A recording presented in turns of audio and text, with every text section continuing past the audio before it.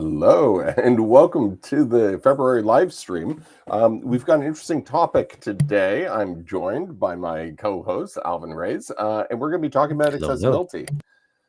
Yeah, so it's funny because there's a number of different ways to approach accessibility, and Alvin actually did some work in accessibility and knows a little bit more about some of the acronyms, etc. It feels like a bit of an alphabet soup sometimes with all of the different um, sort of legislations, approaches, standards, etc. So I think we'll talk about that a bit. We'll also talk about the fact that there's sort of different approaches to accessibility. So you can approach it from like a pure technology standpoint in terms of setting up a framework. So that, of course, you can get with Tridion sites and the ability to set something up once correctly and make sure that it all gets shared.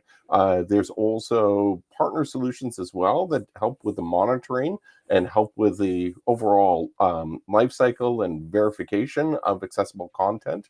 And then also at RWS, we have a service around accessibility to help get companies like on the path to being more accessible. And I think with the European legislation that's coming up and that deadline that's coming up, I believe it's in the month of May. All companies need to show at least some measure of progress with accessibility. And at RWS, we're not perfect as well. So we're, of course, doing our best to prioritize and to make all of our assets more accessible. But with that, Alvin, so you did some work on accessibility as well when you were in product management. Not actually. Our team has. After I changed roles. Okay. To look at experience space, check its accessibility, remediate some of the issues. For me personally, in a previous role, I looked into Section 508 compliance. So that's the U.S. Federal legislation that says if you're doing work with the federal government or you are part of the federal government, your digital media interactions need to be accessible. Mm-hmm. And for part of that, those acronyms you're talking about, one of them is the VPAT, the Voluntary Product Accessibility Template. Mm-hmm. That's a statement you put online to say where you are in terms of meeting accessibility requirements from the W3C, for example.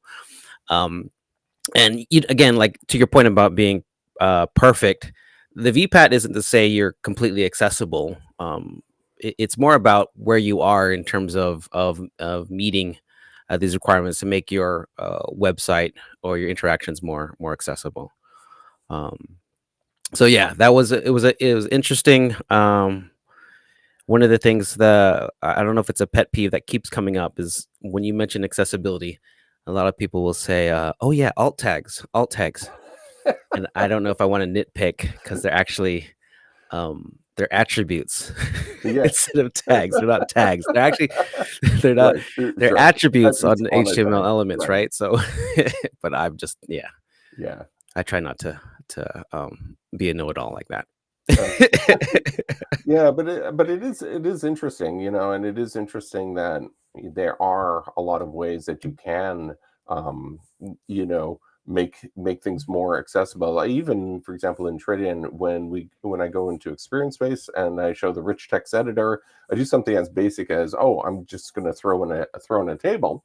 And what's nice about the accessibility checker that's within that rich text editor is I can say, okay, show me the problems, and all of a sudden it's like, oh wait, are there column headings or are there row headings? Is there a caption for that whole title?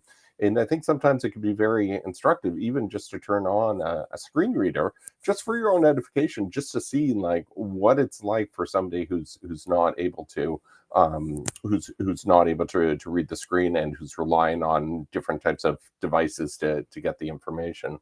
Yeah, that one was interesting. So I'm no expert at screen readers, but I got to use JAWS for a bit as part of the research way back when for accessibility at a previous company.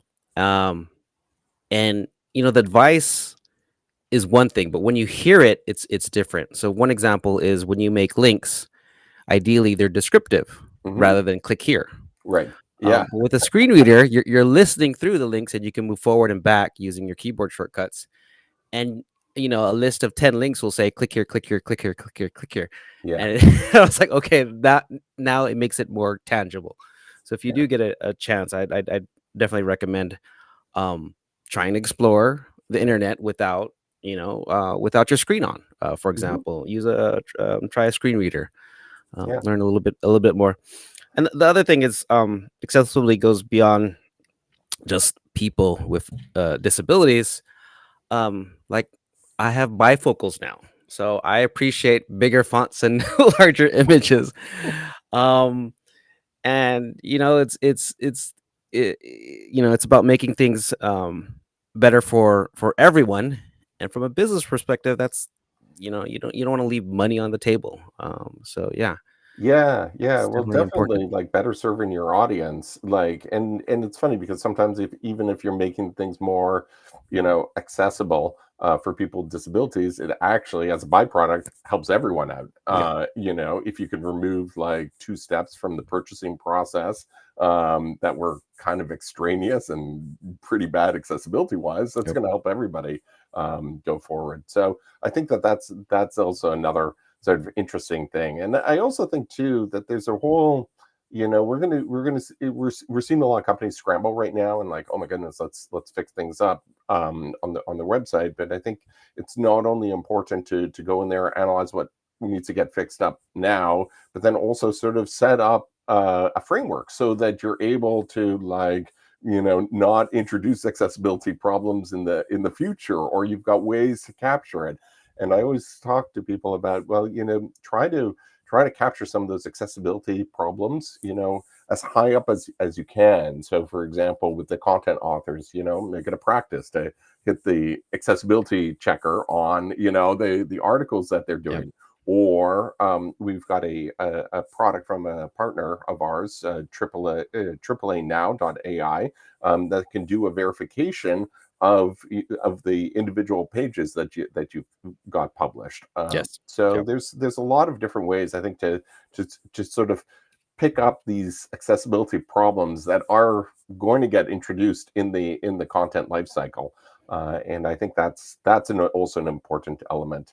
And AAA now also has a really cool scorecard that they can just run on all of your different web properties as well, so that a lot of our companies that we have as customers, they've got 30, 40, 50, 100 different websites, and all of them have like a wide variety of status when it comes Yep. to Yep. supporting accessibility. So even just being able to like triage and figure out, okay, here's a very popular website that's doing very poorly on accessibility, let's tackle that one first, and then sort of go down the line in terms of getting getting the most popular sites up to a certain level, and then maybe tackling some of the more obscure sites. Yeah, definitely, definitely. In terms of that process and building it in, I like how AAA now has um their accessibility check in the CMS. The name, I love the name. It's called in CMS, Hmm. right? So as part of your regular practice, you would check this. And then from a product perspective, one of the things that's caught on is this idea of design systems and Yeah. design ops. So the term ops is, maybe it's a buzzword. It's been added everywhere. But the idea of design ops is you have UX, UI, and developers working together to create your system, to create these building blocks of sorts for the components on your site. And that's a great opportunity to check those elements up front. Check it Hmm. for all your illities, all your non-functional requirements. Is it accessible? Is the contrast good? Does it work with your keyboard? Even things like localization, internationalization. So does it work in different regions and different languages? So I Yeah. think that's something you can build into you know your um, your life cycles, both on the content side as well as development. Yeah, I agree, and I think the interesting thing about the design system, even though I think they sort of originated from like more of a consistency brand thing, there was this byproduct too of just making it, if you're going to make a carousel, make it accessible, do it once, and then all these downstream Yep. applications use the same thing. And I think the same philosophy applies, with Tridion, right? Because we've got that the dry principle going on, not just with content, so the don't repeat yourself principle, so that you're not having duplicated content, but then also some of the other objects within Tridion, everything from component templates to workflows, etc. They all can be shared out. So if you happen to fix Yep. something for accessibility, it will propagate itself throughout your whole network of websites. So I think Yep. that's pretty powerful as well.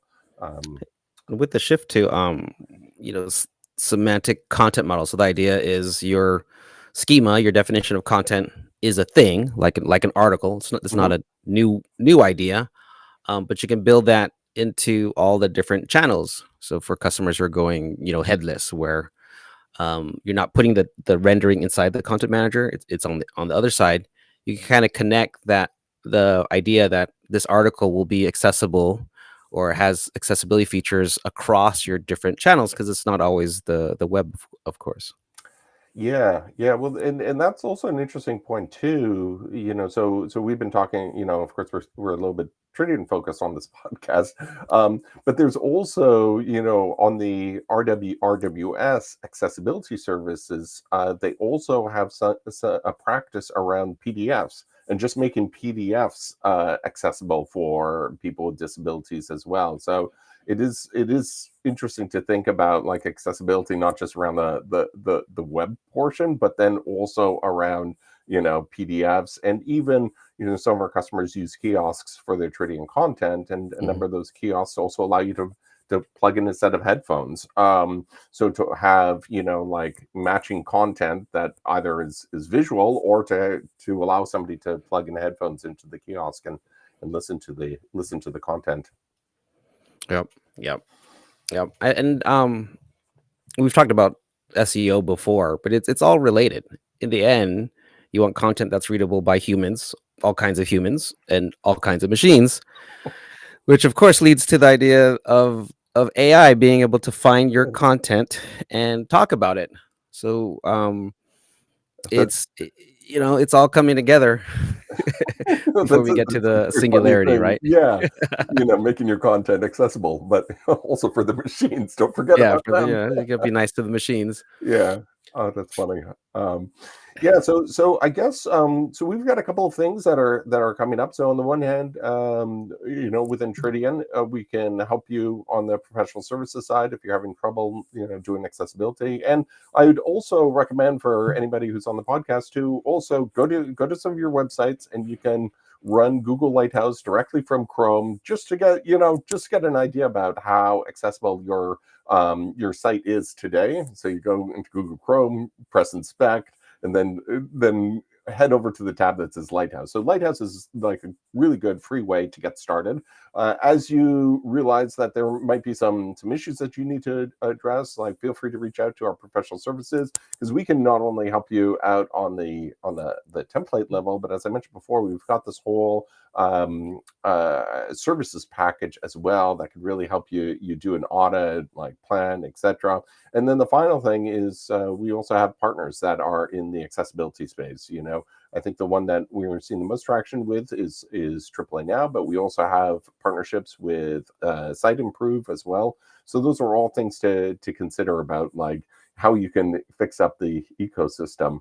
And then I have one final announcement before we go, which is on May first Wednesday in May. We're going to be doing an additional event, which is on the webinar. So on webinar Wednesdays. So the first Wednesday of May, we're going to be doing accessibility and the digital traveler experience. So this is we're going to be showcasing some use cases around making your site more accessible for travelers, and to also tie it into the whole traveling with disabilities message. So that's coming up in May. Alvin, do you have any closing thoughts or remarks? Um, just on the travel one, it just came Okay. into my head. Yeah. Uh, when I was on holiday, you had an example where the magazine in the airplane. I was on a flight. They said they pitched a wonderful place. So, oh, you want to go here, right? And there was even a quiz on the airlines, like, where are we opening up? I was like, oh, I know the answer. And there was no call to action. And I was like, oh, Greg must have pulled that from like right this magazine right here. Well, I should take a photo of it. I mean, for me, like there is just such an opportunity in the whole travel, leisure, and hospitality space to be talking about something to engage people, and then to give them a way to like press a button, and Yeah, they've got their itinerary built out for yeah. themselves, You and have then they like book. there's Yeah, so much information about us. Like I already have a flight, right, so let me check in. You're like, now I'm here. You know where I right, am. Okay, well, yeah. But anyways, sorry, I got distracted. yeah, Just the thing from me is I want to thank everybody for the congratulations. I announced on LinkedIn I got a new position here at RWS, so I'm not going anywhere far. As a customer engagement manager. So I'm focusing on the Tridion communities, helping docs get more visibility, working alongside with you, of course, with the podcast and all of the great things you do. And yeah, the comments and the congratulations are very welcoming. And I think this will be a good fit for me to help us basically find people that want to say nice things about us. right. So behind this is about customer advocacy. So we're looking for brand defenders, brand loyalists, people who might want to say some nice things about us. So Yeah. if anybody's listening has an opinion, and hopefully a nice opinion or a not bad opinion, come reach out to me, and then Greg, you and I can get them online, blog more, share more, do Yeah. interviews, all kinds of fun stuff like that. Yeah, absolutely. And I think it's a great fit for, the way that you are, since you're such an engaging person with customers, and you bring out the best in people. So I try. I'm thrilled. I'm thrilled about that. And I also think that, we do have a really close relationship with a lot of our customers, and there's a lot of stuff that we do that they do for us, etc. And I personally, I think that that's one of the best things about working at RWS is the Yeah. relationships that we have with our customers. Yes. Yes. Very good. All right. Well, we're at the 19-minute mark, so we're going to wrap up.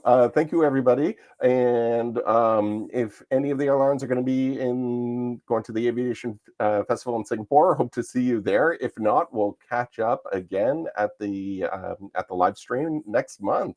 All right. Thanks, everyone. All right. Bye. Cheers. Cheers. Bye. Bye.